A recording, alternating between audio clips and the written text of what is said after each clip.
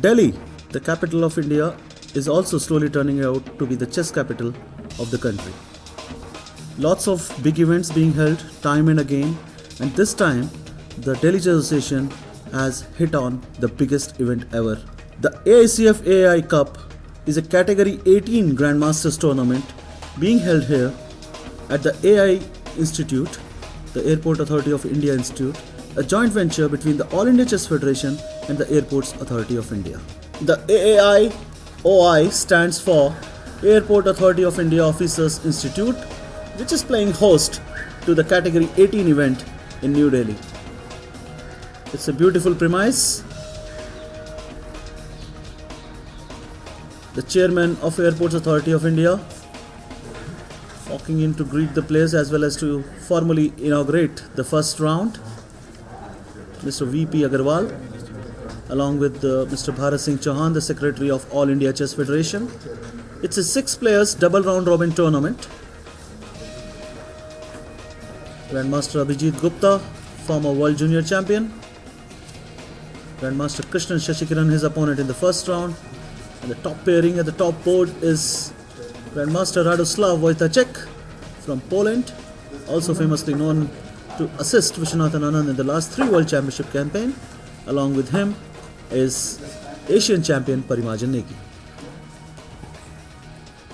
The beginning of the first round, the chief guest of the day warmly greeted by the Secretary of All India Chess Federation, Mr. Chauhan. Alongside him is Grandmaster Shri Ram Jha. We have Mr. VP Agarwal, Chairman, Airport Authority of India. Last year, it was his initiative. We had category 17. And I am glad to inform you, this year also, it is his initiative, this tournament is taking place. I am very grateful to him, especially in India. Airport Authority of India is promoting chess like anything. This kind of tournaments, it is just impossible for any other sponsors to organize. We are grateful to Mr. Agarwal. I request him to say a few words here. I'm happy that again it is Airport Authority of India which is hosting chess tournament, international chess tournament level 18. Last year we hosted here for 17 and it was a very good response and it was a very good coverage.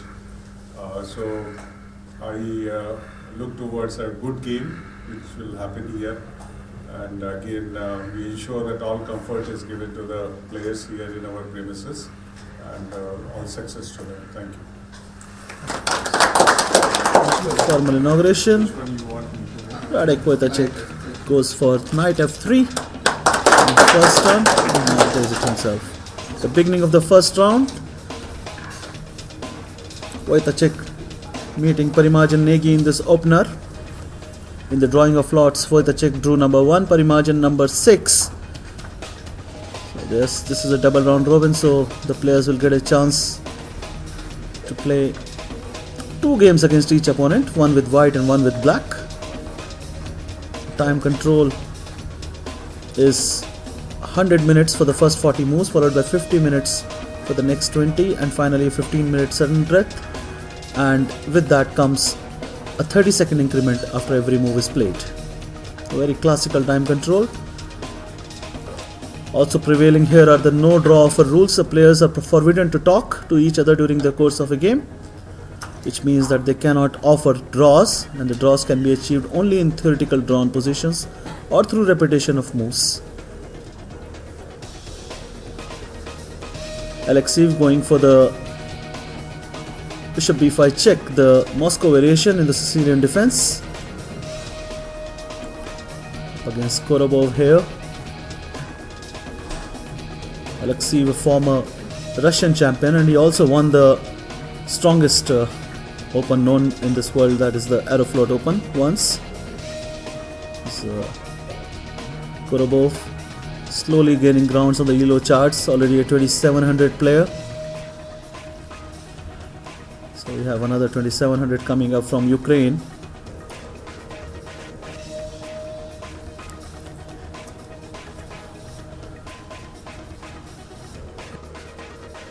And this is Abhijit Gupta facing compatriot Krishnan Shashikiran in the first round.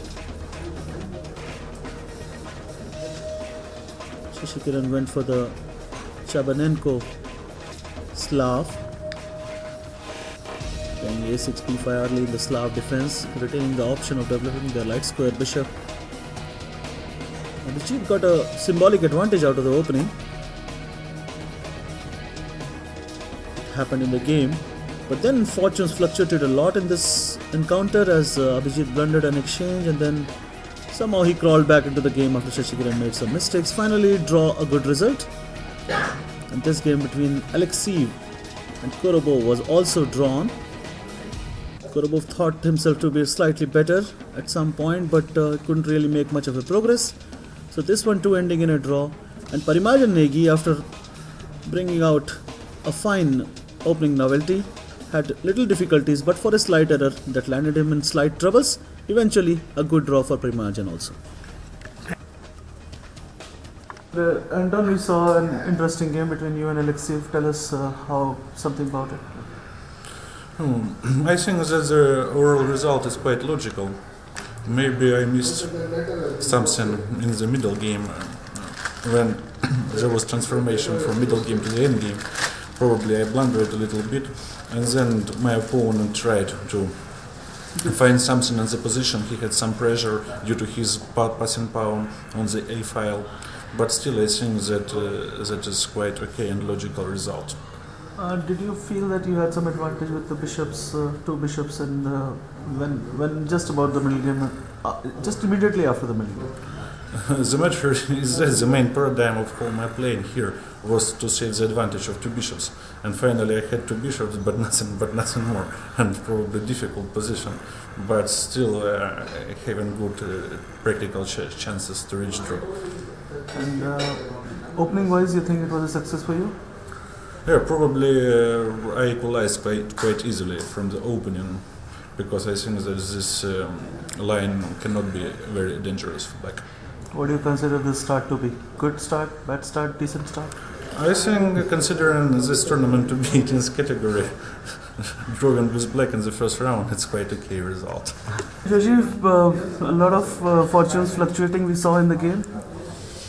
Yeah, well, I mean, I thought I was maybe slightly worse in the opening, but then after this knight e4, I thought I was quite comfortable, and I think he missed this exchange to knight c3. I mean, after which completely easy for me to play, but he missed this queen b7 trick, and then he has to lose this exchange somehow. But then somehow after queen b5, I created complications for myself by taking on b5. Instead, I should just play rook e8 and probably just an exchange up for nothing.